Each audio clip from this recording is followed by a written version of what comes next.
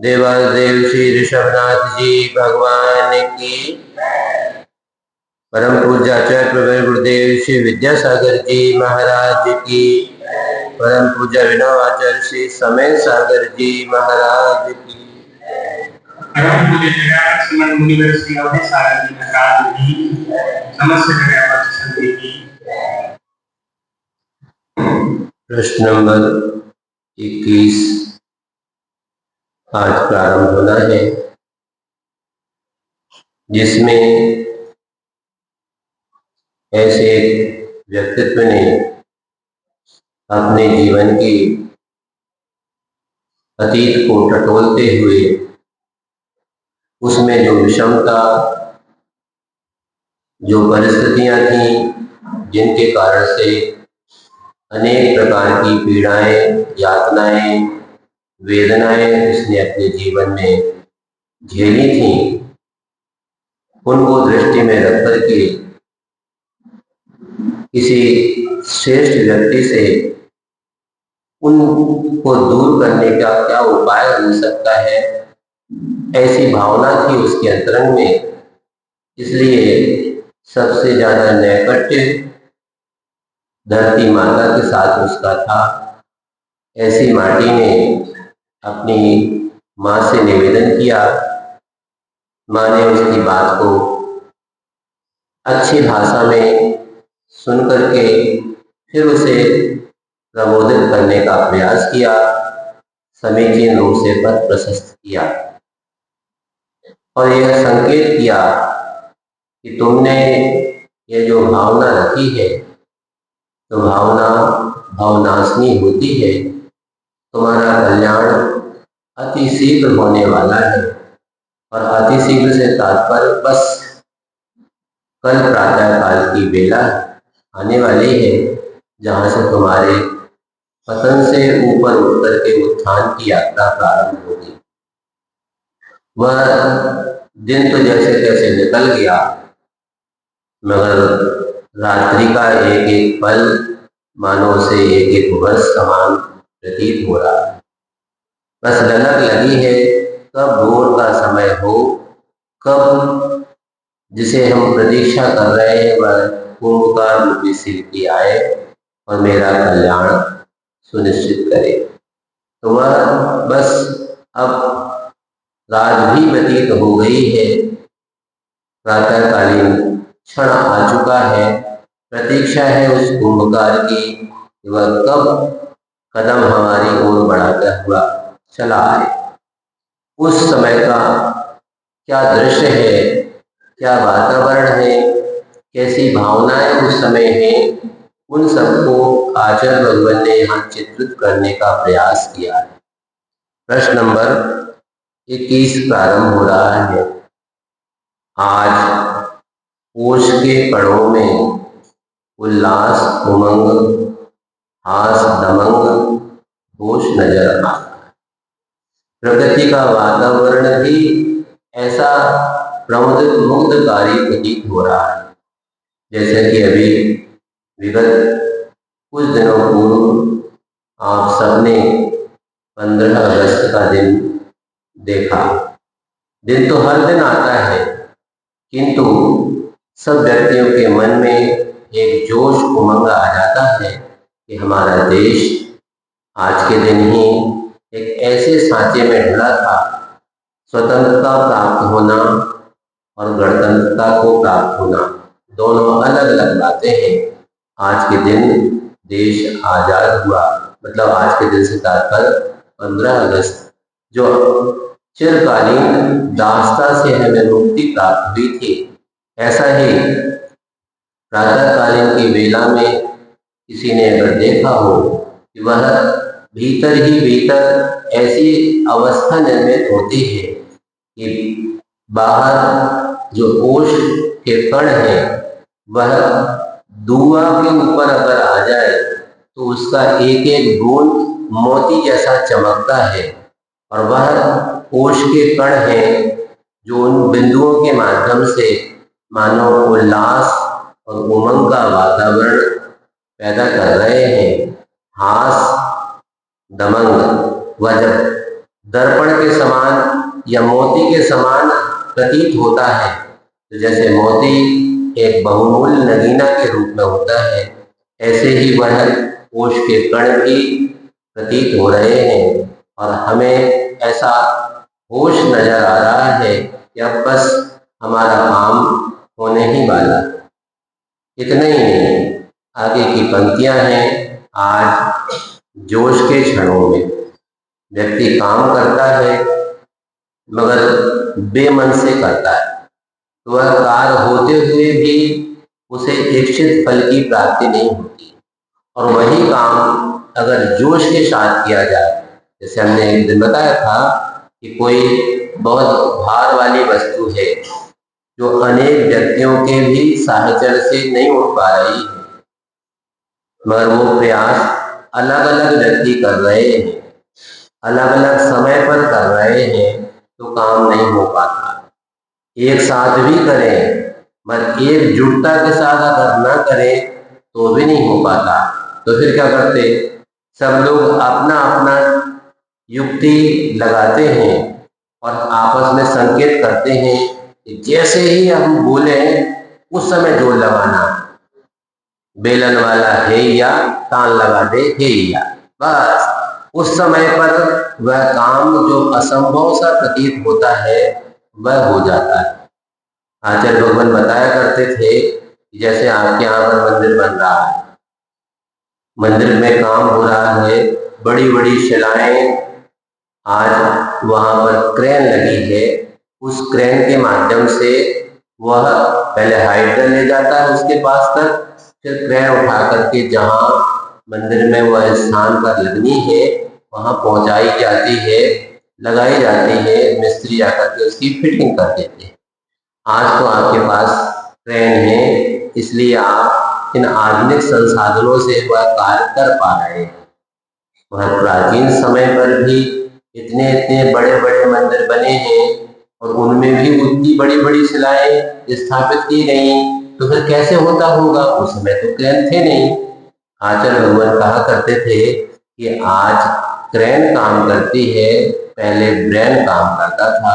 युक्ति होती थी कैसे उन इतनी बड़ी बड़ी भारी शिलाओं को उतने ऊपर तक ले जाया जाए, तो वह उसी प्रकार आज जोश का क्षण है और प्रकाश असंग, विकास अभंग, तोष नजर आ रहा है।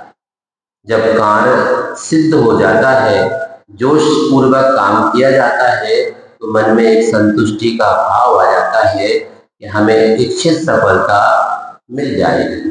विद्यार्थी वर्ष भर अध्ययन करता है और अध्ययन डट करके करता है।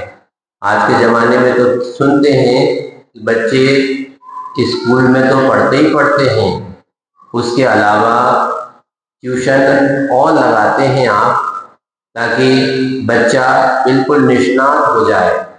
उसके बावजूद भी स्कूल से उनको सबक मिलता है कि आपको घर से होमवर्क करके लाना है, तो वह भी परिवार के सदस्य, माँ बहन जो भी घर में हैं, वह उन बच्चों को पढ़ाते भी हैं, कोचिंग से पढ़ करके आता है, उसके बावजूद भी होमवर्क भी उनको करवाते हैं, ताकि वह बच्चा दुरुस्त हो जाए, तैयार हो जाए और बस 355 दिन तक अध्ययन करने के बाद 10 दिन शेष रहते हैं। उन 10 दिनों में ही वह उत्तर लिख करके आता है और प्रतीक्षा करता है कि बस परिणाम आ जाए, जिसे आप रिजल्ट कहते हैं।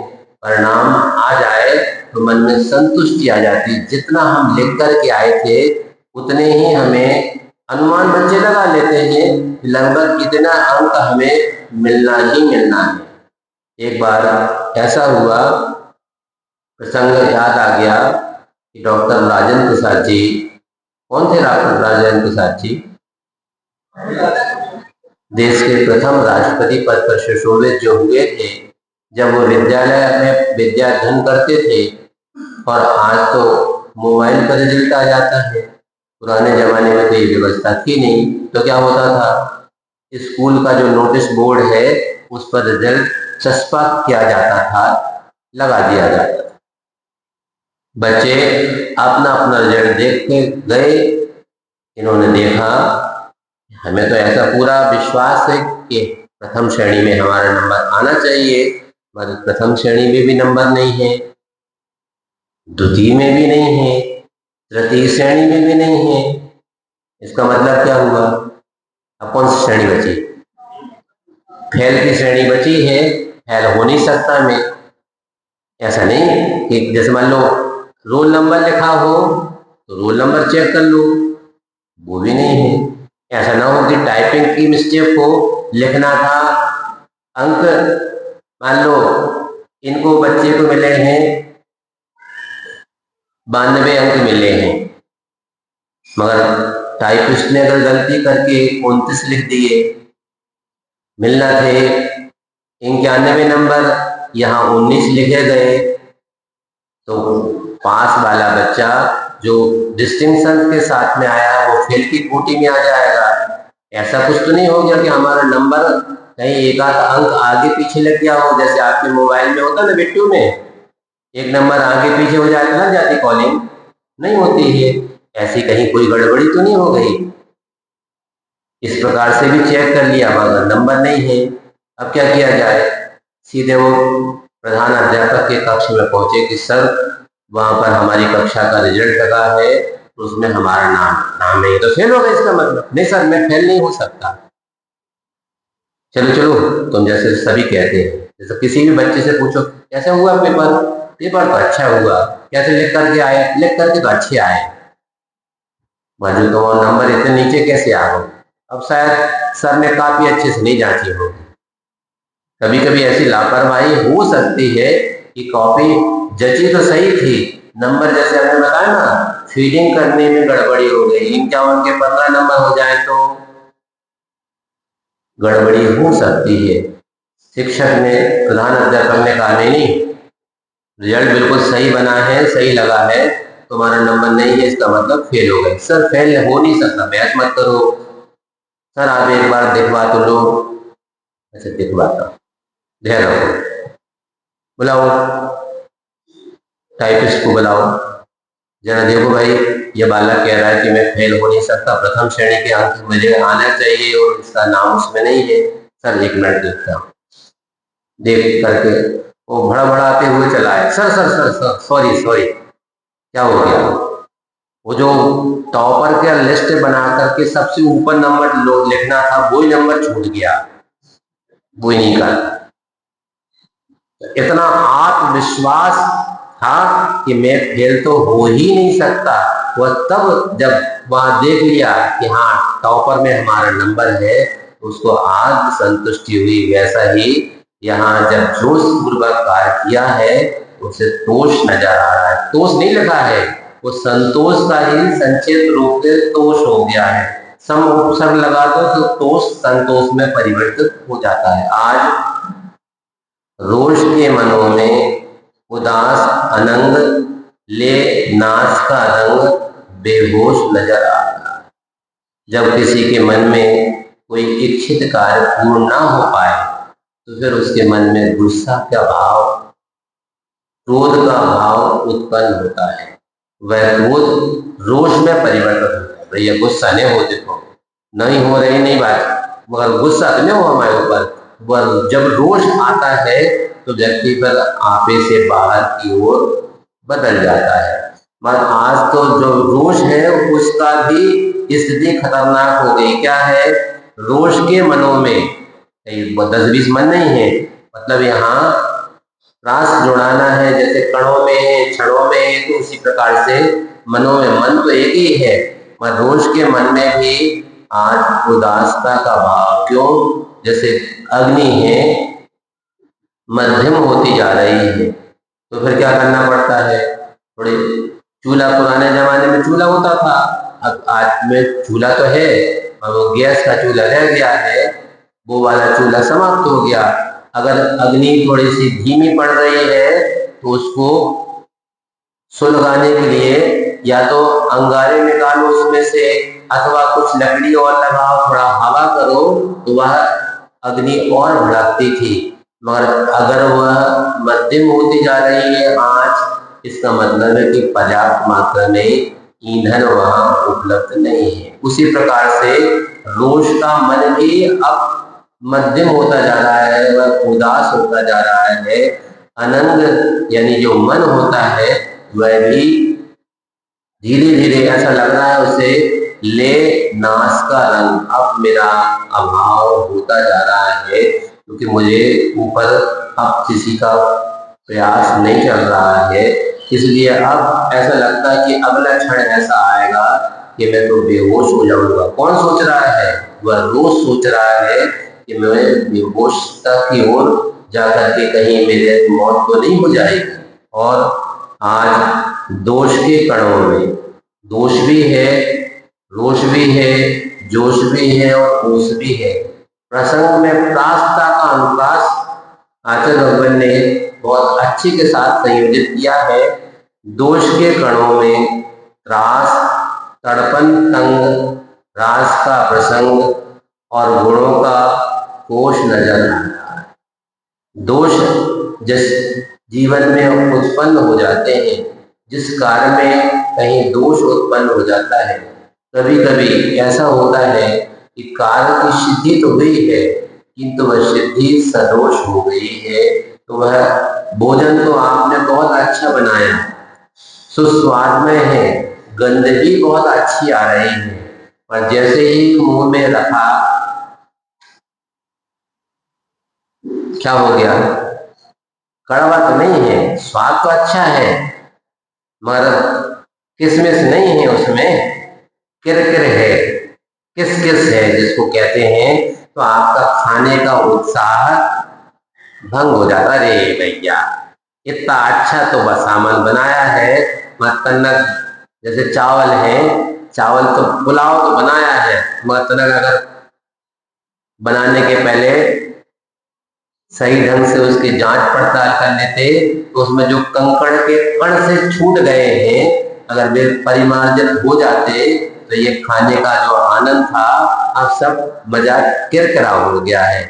इसी प्रकार से दोष के कणों में रास, तड़पन, तंग आ गया है, रास का प्रसंग आ गया। क्यों? जितने दोष के कारण थे वो सब हट रहे हैं। जिस प्रकार से आपको मतलब स्लेट पेंसिल से लिखना है, मगर स्लेट पेंसिल से लिखते लिखते वह स्लेट इतनी अधिक घिस गई है तो वह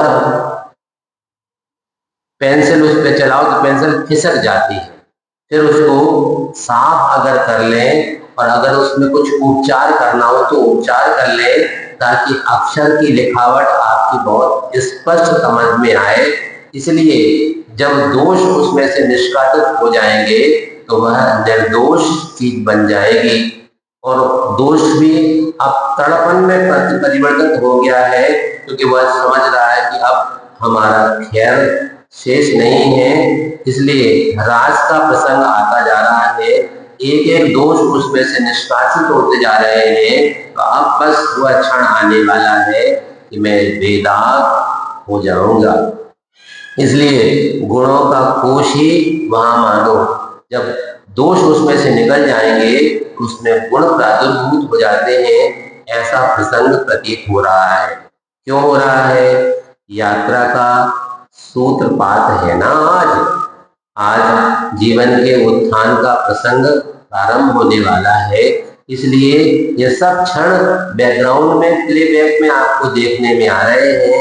उसमें उमंग आता जा रहा है कि बस मेरे दोषों का निष्कासन होगा और मैं ऐसा काम करवाऊंगा ताकि मेरा भी उत्थान हो सके।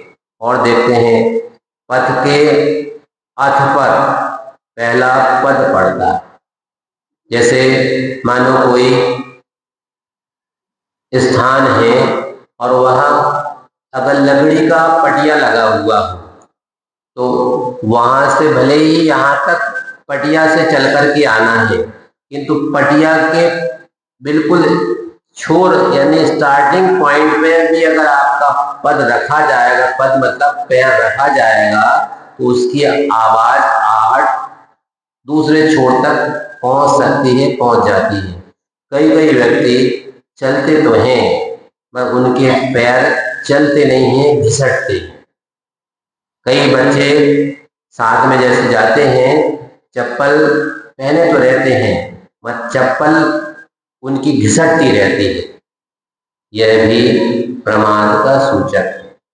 पैर अगर उठा करके ऐसा वो पैर उठा करके रखेंगे तो आपकी कभी चप्पल घिसेगी नहीं। एक बहुत वर्ष पहले एक रिसर्च आर्टिकल के बारे में जानकारी आई थी, शायद रसिया से वो छपा था। उसमें सूचना थी कि किसी व्यक्ति ने स्पेशलाइजेशन किया था। किस चीज में स्पेशलाइजेशन किया था कि वह व्यक्तियों के जूते चप्पल देख करके उनके व्यक्तित्व बताता था। जैसे कि चप्पल या जूता का पिछला भाग कहाँ से कैसा दिशा है, उससे उस व्यक्ति का व्यक्तित्व का वह मूल्यांकन कर लेता था। मतलब आपके चलने की चाल कैसी है, उससे पता चलता है कि आप इसी प्रकार से कुछ आप लिखते हैं, उस लिखावट से आपके व्यक्तित्व की पहचान करते हैं। कलाएं अनेक प्रकार की होती हैं, उन कलाओं में जो पारंगत हो जाते हैं वह उसके बहुत भीतर तक जाकर के पहचान करते हैं। एक ऐसा लेख पढ़ा कि बच्चे जैसे मनुष्य की आवाज तो आप समझ लेते हैं, मगर जानवर एक दूसरे को सूचना देते हैं। कभी देखने का प्रयास करना, अब आपके नगर में तो इसकी स्थिति कम है, ऐसे कभी कभी भूले भटके आ जाते हैं। कौन? बंदर। तो वह बंदर आवाज करते हैं, अलग अलग समय पर अलग अलग प्रकार की उनकी आवाजें होती हैं, और वह आवाजें अपने जो साथी लोग हैं उनको सूचना देती है कि अगर इस प्रकार की आवाज हो रही है, मतलब यहाँ आसपास कोई शत्रु है जो हमें पकड़ सकता है, मार सकता है, प्रहार कर सकता है। इसलिए वो अलग आवाज करता है और सबको अलर्ट करता है कि आप लोग सावधान हो जाएं, सचेत हो जाएं, किसी सुरक्षित स्थान पर पहुंच जाएं। अब चलना है यहाँ से तो वो आवाज करेगा, उनका जो मुखिया है वह आवाज करेगा कि अलर्ट हो जाओ, बस चलने का समय हो गया, इस स्थान को छोड़ना है। इस प्रकार से अलग अलग प्रकार की आवाज करके वह अपने साथियों को आवाज देता है। आपको लगेगा कि क्या फर्क पड़ रहा है, ऐसी आवाज तो पहले करी थी, ऐसी अभी करा है। चिड़िया हैं चहचहाती रहती हैं, किंतु कहीं आसपास अगर बिल्ली, कुत्ता आदि हिंसक जीव वहां पहुंच गया है तो वह आवाज करके अपने साथियों को सूचना दे देती है कि संकट आसपास है, इसलिए आप लोग सुरक्षित हो जाओ। जब जानवर भी इतना प्रयास कर लेते हैं, हम तो सब मनुष्य हैं, किंतु यहाँ तो जड़ जीव है, जैसा हम जड़ जैसे समझ रहे हैं, उसका मानवीकरण किया है आचार्य भगवान ने। और यहाँ वो बता रहे हैं कि बस आज पथ के अथ पर यानी प्रारंभिक क्षण पर पहला पद पड़ता है इस पथिक का। कौन सा? जो पथिक आने वाला था, जिसकी प्रतीक्षा थी, और पथ के इति पर स्पंदन सा कुछ घटता है, हलचली मचती है वहां। क्योंकि समझ में आ गया कि जैसे कि आप जानते हैं, कोई नेतागण अगर आते हैं तो नेतागण बाद में पहुंचेंगे यहाँ पर, पहले पुलिस की गाड़ी आ जाएगी, और पुलिस की गाड़ी भी खाली नहीं आती है, स्कूटर सायरन बजाती हुई आती है कि माननीय मंत्री महोदय बस पहुंचने वाले हैं। भले ये पुलिस के पास वॉकी टॉकी रहती है, एक पॉइंट से दूसरे पॉइंट आगे तक सूचना जाती रहती है कि यहाँ से गुजर गए हैं, यहाँ आने वाले हैं, इस पॉइंट को क्रॉस कर चुके हैं, वहां पहुंचने वाले हैं। किंतु उनके आने के पहले वो हूटर जो बजता है, सायरन बजता है, एम्बुलेंस जाती है तो वो आवाज करती हुई चली जाती है, आपको अलर्ट करती है, भैया अगर सड़क पे है तो आप थोड़ा सा बाजू में हो जाएं ताकि एम्बुलेंस वहां से गुजर जाए। इसी प्रकार से फायर ब्रिगेड की भी गाड़ियां जाती हैं तो उनको रास्ता देने के लिए अभी तो समाचार ऐसे आते हैं कि किसी का हार्ट, किसी की किडनी, किसी के बॉल आदि जो अंग है, ये प्रत्यारोपण के लिए कहीं दूसरे स्थान पर ले जाना है तो वह पहले से पूरा स्पेस 1-2 नहीं, हो सकता है 20 किलोमीटर, 30 किलोमीटर, 40 किलोमीटर, 50 किलोमीटर का पूरा रास्ता साफ करवाया जाता है ताकि कहीं रास्ते में वह वाहन रुके ना। एक समाचार पढ़ा था हमने, देश के राष्ट्रपति शायद बेंगलोर या हैदराबाद कहीं गए थे और उनका काफिला जा रहा था और बीच में, वैसे तो प्रधानमंत्री, राष्ट्रपति जो वीवीआईपी होते हैं उनके लिए हमेशा रास्ता साफ किया जाता है, किंतु बीच में अचानक एक ऐसी स्थिति आ गई कि कोई एम्बुलेंस, इमरजेंसी वाली एम्बुलेंस थी, वह जा रही थी तो उनका काफिला भी रोक दिया पुलिस वाले ने और उसको निकाला।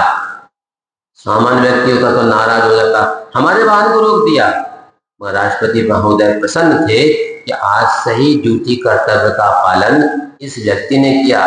हम तो 5 मिनट बाद भी पहुंच जाएंगे, किंतु किसी का जीवन अगर यहाँ से अगर लेट हो गया, समय पर वह जो इंस्ट्रूमेंट जा रहा था, औषधि जा रही थी या रोगी ही जा रहा है, अगर वो समय से नहीं पहुंच पाया उसके तो प्राण पखेरु भी उड़ सकते हैं। इसलिए समय पर, यहाँ पर वही बात कही जा रही है कि पथ के अथ पर, स्टार्टिंग पॉइंट पर जाकर के उस पथिक के कदम चले हैं। अब हमें संकेत मिल गया है कि वह क्षण बहुत शीघ्र ही है जब हमारे पास तक वह आने वाले हैं। क्यों? पथिक की अहिंसक पगडंडी से संप्रेषण प्रवाहित होता है। हमने जैसे अभी कहा था कि पैर चलते हैं तो आपके हैं, किंतु अगर वो घसीट रहे हैं तो रास्ते में जो होने वाले जीव हैं, रास्ते में चल रहे हैं, उनका विघात हो सकता है, आपके निमित्त से उनकी हिंसा भी हो सकती है। इसलिए वह पथिक बहुत सतर्क है, सावधान है, चलते समय पूरा सावधानी से चलता है। जैसे कि साधुओं के लिए कहा जाता है कि साधु लोग चलते हैं तो ईरिया पथ समिति से चलते हैं, 4 हाथ सम्मुख देख करके चलते हैं ताकि हमारे दृष्टि से कोई प्रमाद न हो जाए, ताकि जीवों की विराधना न हो जाए। आप भी चलते हैं, साधु भी चलते हैं, सड़क वही दोनों के लिए है, किंतु आपकी नजर आजू में, बाजू में, ऊपर नीचे कहीं भी हो सकती है, किंतु साधु की नजर सम्मुख 4 हाथ जमीन को देखते हुए चलते हैं। कई बार ऐसा हो जाता है कि जैसे आपके वाहनों में लिखा रहता है पीछे की ओर, क्या लिखा रहता है? Emergency brake. क्या मतलब होता है इमरजेंसी ब्रेक का? कि आप सावधान होकर के चलें। पहले जो वाहन होते थे उसमें ब्रेक लगाओ तो यहाँ से ऐसा ब्रेक दबता था तो थोड़ा आगे जा करके वाहन रुकता था, और जिनमें पावर ब्रेक लगा हुआ है वो पावर ब्रेक लगते से ही गाड़ी वहीं रुक जाती है। अब अगर आप ये सोच करके चले आ रहे हैं कि ब्रेक लगेगा तो हमें पता चल जाएगा, लाल लाइट जल जाएगी, हम धीरे धीरे अपने वाहन को, इसलिए इतना फासला लेकर के चलो ताकि आपके वाहन को कोई टकराहट न हो जाए। किंतु यहाँ तो जो पथिक चल रहा था, अहिंसक उसकी पगडंडी है, वह संप्रेषण प्रवाहित हो रहा है। क्या है? विद्युत समयुगपथ, और वह स्वयं सफलता से पथ की ईटी पर उठ खड़ी है। मानो विद्युत सम प्रवाह हो रहा है। करंट ऐसा होता है कि यहाँ से करंट छोड़ा जाए तो अगले दिन अगले क्षण पर पहुंच जाए, ऐसा होता है क्या? नहीं, बस यहाँ से करंट छोड़ा गया तत्काल ही अगले छोर पर वह पहुंच जाता है। इसी प्रकार से विद्युत समयुगपथ ही वह स्वयं सफलता श्री पथ की ईटी पर मानो उठ खड़ी है। बस आपका काम होने वाला ही है। और वह भी कैसे खड़ी है? सादर सविनय, आदर के साथ विनय पूर्वक खड़ी है पथिक की प्रतीक्षा में। क्या प्रतीक्षा है? प्रतीक्षा है जो निराशा का पान कर सोती हुई समय काट रही थी युगों युगों से। कौन? वह माटी जो अभी तक पड़ी हुई थी अलसाई सी, अब सतर्क हो गई है कि उसको आहट मिलना प्रारंभ हो गई कि पथ की ईटी पर पथिक आ चुका है। बस अब बहुत शीघ्र ही हमारे समीप आने वाला है। क्यों, ऐसा क्यों हो रहा है, बता रहे हैं।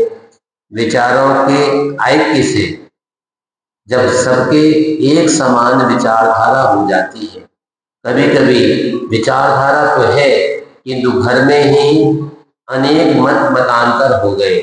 एक कहता है कि ऐसा करो, दूसरा कहता है ऐसा नहीं ऐसा करो, तीसरा कहता है ऐसा करो, तो चौथा, ऐसा न्याय दर्शन में कहा जाता है कि अगर 6 न्याय शास्त्री बैठे हो भोजन बनाने के लिए, तो वहां 7 हंडियां पकेंगे। 6 व्यक्ति भोजन बनाने के लिए बैठे हैं और 7 हंडियां पकेंगी। क्यों? 6 की 6 की तो अपनी अलग अलग हंडियां पकेगी और एक सामूहिक भी बन जाएगी। मुंडेर मुंडेर मतर भिन्ना की बात यहाँ सार्थक होती है।